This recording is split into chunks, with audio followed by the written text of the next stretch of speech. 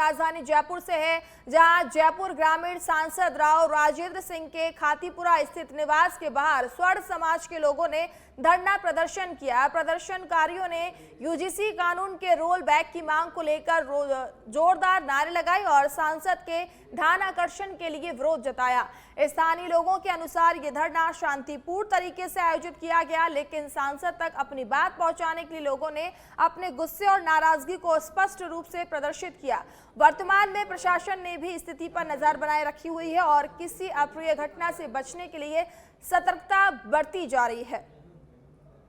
तो यूजीसी कानून के रोल बैक की मांग को लेकर जो है लोग सड़कों पर उतर आए हैं और प्रदर्शन कर रहे हैं और कह रहे हैं कि यूजीसी जो कानून है उसे वापस लेना चाहिए, जिसके चलते पुलिस ने जो है सतर्कता दिखाते हुए पुलिस जाब्ता भी कई जगहों पर तैनात कर दिया गया है। आपको बता दें कि यूजीसी कानून के विरोध में सांसद के घर के बाहर धरना प्रदर्शन किया जा रहा है। जयपुर ग्रामीण सांसद राव राजेंद्र सिंह के घर के बाहर प्रदर्शन किया जा रहा है और इस दौरान प्रदर्शनकारी हाथों में पोस्टर और तख्तियां लेकर चल रहे हैं और यूजीसी का जो कानून है वापस लेने की मांग कर रहे हैं। हम जयपुर ग्रामीण सांसद राजेंद्र सिंह जी राव साहब से पूछने आए हैं कि हमारे बच्चों के लिए कब बोलोगे आप। हम हमेशा आपको वोट देते आए हैं, हमारे वोट ही बटोरते रहोगे या आप कभी हमारे बच्चों के भविष्य के लिए भी आप बोलोगे? जब तक आप बोलोगे नहीं तब तक हम यूं ही आते रहेंगे और यूं ही आपका विरोध करते रहेंगे। खबर बाली से देवसुरी से है, जहां देवसुरी नाल के खतरनाक घाट सेक्शन में एक बार फिर हादसा हो गया। बाली क्षेत्र के पंजाब मोड़ पर 4 भुजा से देवसुरी की ओर आ रहे एक थ्रेशर अनियंत्रित होकर पलट गया, जिसमें 2 लोग घायल हो गए। मौके पर मौजूद राहगीरों ने तुरंत राहत कार्य शुरू करते हुए घायलों को वाहन से बाहर निकाला और उपचार के लिए राजसमंद के अस्पताल पहुंचाया गया। ये घाट सेक्शन खासकर पंजाब मोड़ अपनी तीखी ढलान और खतरनाक मोड़ों के कारण पहले से ही हादसों के लिए कुख्यात रहा है।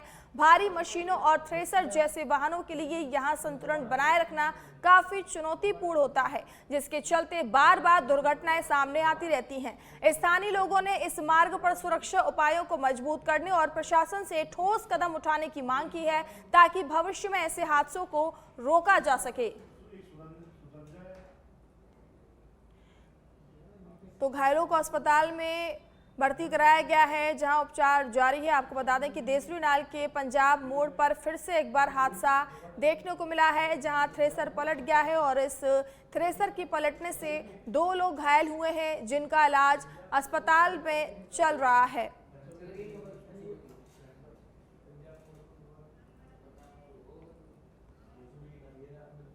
खाजूवाला से बड़ी खबर है, जहां भारत पाक बॉर्डर से जुड़ा सनसनीखेज खुलासा हुआ है। खाजूवाला क्षेत्र में बीएसएफ और पुलिस की बड़ी कार्रवाई देखने को मिली है। आपको बता दें कि 3 KWM के पास से 2 दबोचे गए संदिग्ध युवकों से जुड़ा हुआ ये मामला बताया जा रहा है।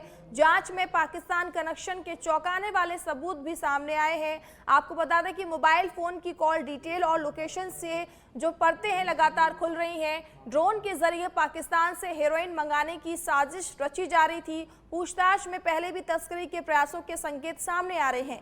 जीआईसी की पूछताछ में कई बड़े खुलासे सामने आए हैं। वहीं एनडीपीएस एक्ट के तहत मामला दर्ज कर जांच तेज कर दी गई है।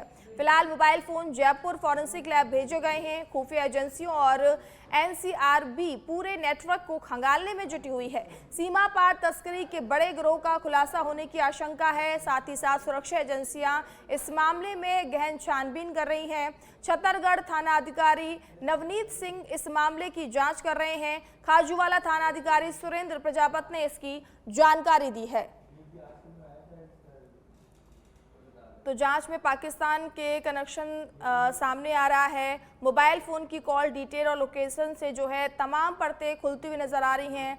भारत पाक बॉर्डर से जुड़ा सनसनीखेज खुलासा हुआ है। खाजूवाला क्षेत्र से बीएसएफ और पुलिस की जो बड़ी कार्रवाई आज देखने को मिली है, जहां जांच में पाकिस्तान कनेक्शन के चौंकाने वाले सबूत सामने आए हैं। जेआईसी में कई तथ्य ये सामने आए कि ये लोग पहले भी 2 बार यहाँ से बॉर्डर पार आई हुई हेरोइन की खेप लेके गए हैं तथा तीसरी बार भी ये खेप लेने के लिए आए हुए थे, परंतु किसी तकनीकी कारणों से ये सक्सेस नहीं हुए और उससे पहले ही पुलिस के कब्जे में आ गए।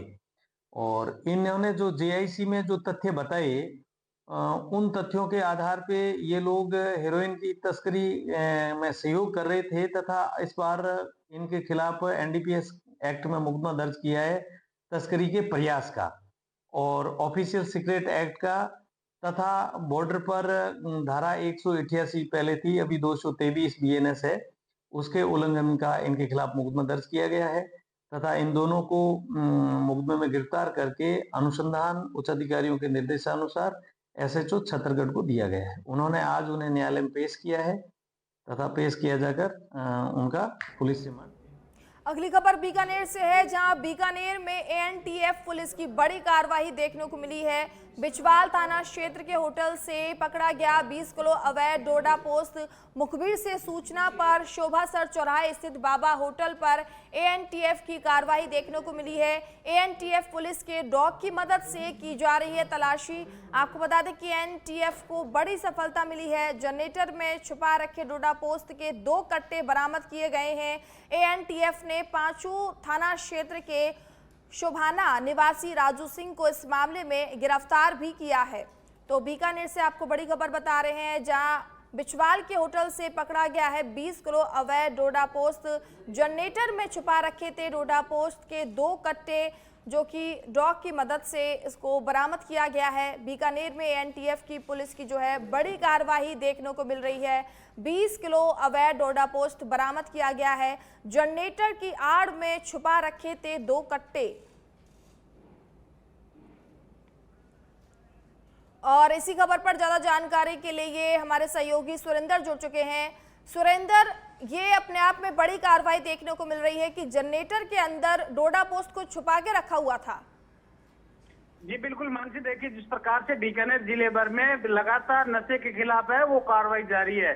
ऐसे में देर रात को बिचवाल थाना क्षेत्र में एएनटीएफ पुलिस के द्वारा कार्रवाई की गई, जहां पर एक होटल के अंदर जनरेटर के बीच में छुपाया हुआ 20 किलो डोडा पोस्ट है वो बरामद कर लिया गया है। जिस प्रकार से पुलिस के द्वारा डॉग स्क्वाड की टीम की मदद से इस जनरेटर के बीच में छुपाए हुए डोडा पोस्ट को बरामद किया है, ये पूरी कार्रवाई है वो बिचवाल थाना पुलिस और एएनटीएफ का टीम के द्वारा ये की गई है। जिस प्रकार से पुलिस के द्वारा पांचू थाना क्षेत्र के शोभाना निवासी राजू सिंह को 20 किलो डोडा पोस्ट के साथ गिरफ्तार कर लिया है और एनडीपीएस एक्ट में मामला दर्ज कर जांच शुरू कर दी गई है। जी सुरेंद्र, अभी तक कोई जानकारी मिली कि आखिर ये लाया कहां से गया था और कब से ये काम करते आ रहे हैं, मतलब छुपा के इस तरीके से रखते हैं?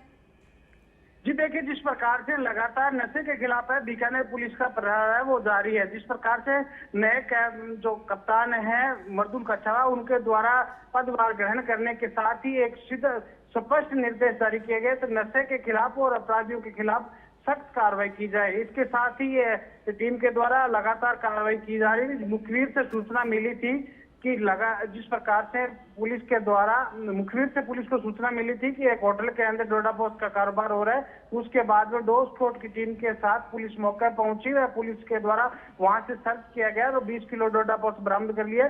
फिलहाल आरोपी को गिरफ्तार कर पूछताछ की जा रही है कि ये कहां से डोडा पोस्ट लेके आ रहा था, किस प्रकार से ये सप्लाई किन लोगों को कर रहा था, इसकी पूरी पूछताछ फिलहाल जारी है। जी बहुत बहुत धन्यवाद सुरेंद्र तमाम जानकारी देने के लिए। फुलेरा में नशे के खिलाफ चलाए जा रहे ऑपरेशन एंटी वेनम अभियान के तहत पुलिस ने बड़ी कार्रवाई करते हुए एक स्मैक तस्कर को गिरफ्तार किया है। आरोपी के कब्जे से 2.48 ग्राम स्मैक और 28,350 रुपए नगद बरामद किए गए हैं। पुलिस को मिली गोपनीय सूचना के आधार पर फुलेरा थाना पुलिस टीम ने सार्वजनिक शौचालय के पास कार्रवाई करते हुए स्मैक बेच रहे एक युवक को गिरफ्तार किया। पूछताछ में आरोपी ने अपना नाम विक्रम बताया। तलाशी के दौरान आरोपी के पास से प्लास्टिक की थैली में 37 पुड़िया स्मैक बरामद हुई, जिनका कुल वजन 2.48 ग्राम पाया गया। साथ ही नशे की बिक्री से प्राप्त नकदी भी जब्त की गई। ये कार्रवाई शिवलाल बैरवा और अनुपम मिश्रा के निर्देशन में और राजेंद्र कुमार के नेतृत्व में गठित टीम के द्वारा की गई है। पुलिस ने आरोपी के खिलाफ एनडीपीएस एक्ट के तहत फिलहाल मामला दर्ज कर जांच शुरू कर दी है। प्रारंभिक जांच में आरोपी के किसी बड़े नशा नेटवर्क से जुड़े होने की आशंका भी जताई जा रही है।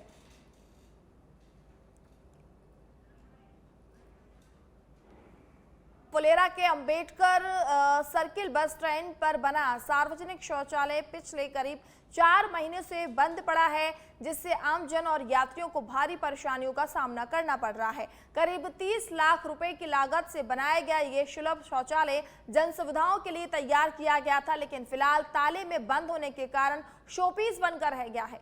जानकारी के अनुसार नगर पालिका की अनदेखी के चलते शौचालय का संचालन और रखरखाव नहीं हो पा रहा है। बस स्टैंड जैसे व्यस्त क्षेत्र में स्थित होने के बावजूद साफ सफाई और प्रबंधन की कोई ठोस व्यवस्था नहीं की गई है, जिससे हालात बद से बदतर हो गए हैं। इसका सबसे ज्यादा असर महिलाओं, बुजुर्गों और बच्चों पर पड़ रहा है, जिन्हें मजबूरी में असुविधा झेलनी पड़ रही है। वहीं शौचालय बंद होने के कारण आसपास गंदगी भी फैलने लगी है, जिससे स्वच्छता व्यवस्था पर सवाल खड़े हो रहे हैं। स्थानीय लोगों का कहना है कि निर्माण के समय इसे स्वच्छता की दिशा में बड़ा कदम बताया गया था, लेकिन अब ये प्रशासनिक लापरवाही का बड़ा उदाहरण बन गया है।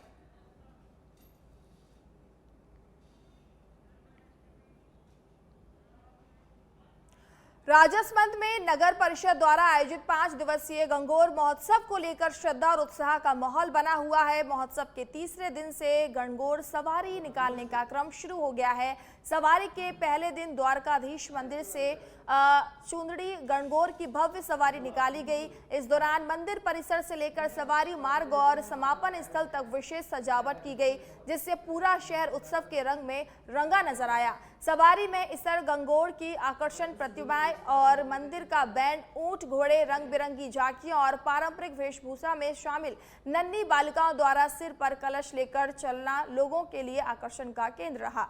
सैकड़ों की संख्या में श्रद्धालु और नागरिक सवारी के दर्शन के लिए मार्ग पर उमड़े। महोत्सव के तहत 22 मार्च को हरी गणगौर और 23 मार्च को गुलाबी गणगौर की सवारी निकाली जाएगी।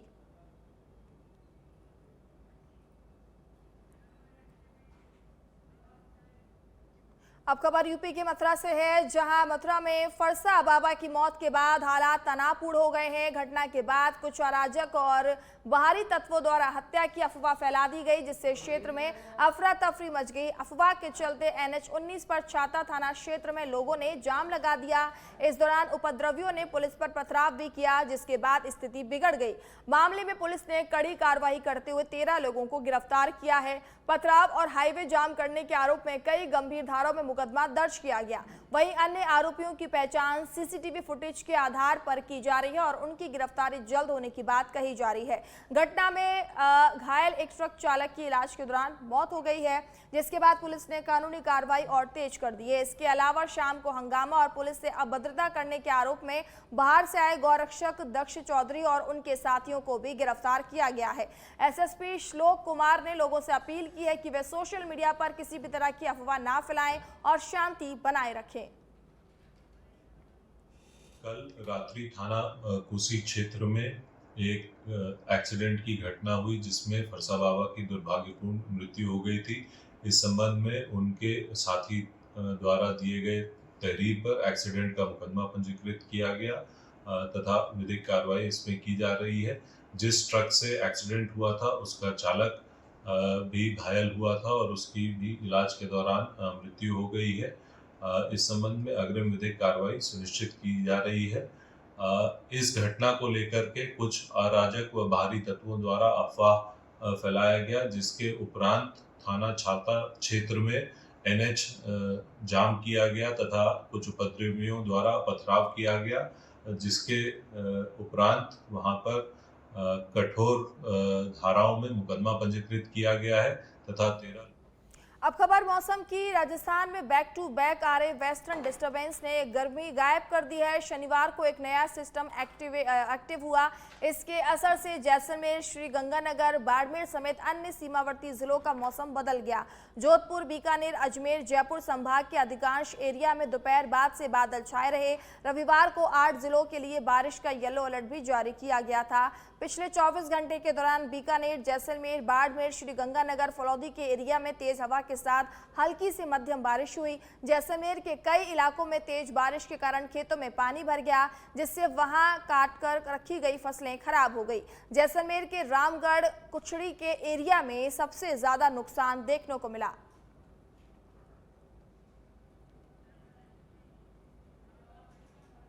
अमेरिकी राष्ट्रपति ट्रंप ने ईरान को कड़ी चेतावनी दे दी है। उन्होंने कहा कि अगर 48 घंटे के भीतर हॉर्मुज़ स्ट्रेट को खोला नहीं गया तो अमेरिका ईरान के पावर प्लांट पर हमला करेगा। ट्रंप ने अपने सोशल मीडिया प्लेटफॉर्म पर रविवार को लिखा कि अगर ईरान 48 घंटे के भीतर हॉर्मुज़ को नहीं खोलता है तो अमेरिका ईरान के पावर प्लांट पर हमला करेगा और उन्हें तबाह कर देगा। शुरुआत सबसे बड़े प्लांट से होगी। वहीं ईरान ने भी चेतावनी दी है कि अगर उसके पावर प्लांट को निशाना बनाया गया तो वह मिडिल ईस्ट में अमेरिका और इजराइल से जुड़े सभी ऊर्जा ढांचे पर हमला करेगा। ईरान के खातम अल अनबिया सेंट्रल कमांड के प्रवक्ता इब्राहिम जुल्फाघारी ने कहा कि ईरान अमेरिका और इजराइल से जुड़े समुद्री पानी को मीठा बनाने वाले प्लांट और आईटी इंफ्रास्ट्रक्चर पर भी हमला करेगा।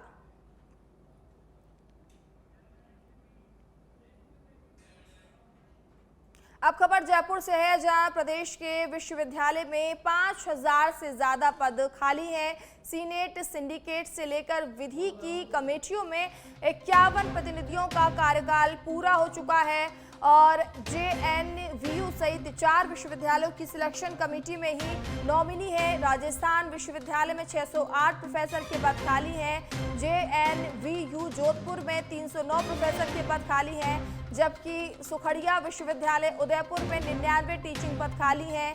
एमबीएम जोधपुर में 147 पद खाली हैं। कोटा विवि में करीब 64% पद खाली हैं। राजस्थान विश्वविद्यालय में 608 प्रोफेसर के पद खाली हैं। जेएनवीयू जोधपुर में 309 प्रोफेसर के पद खाली हैं।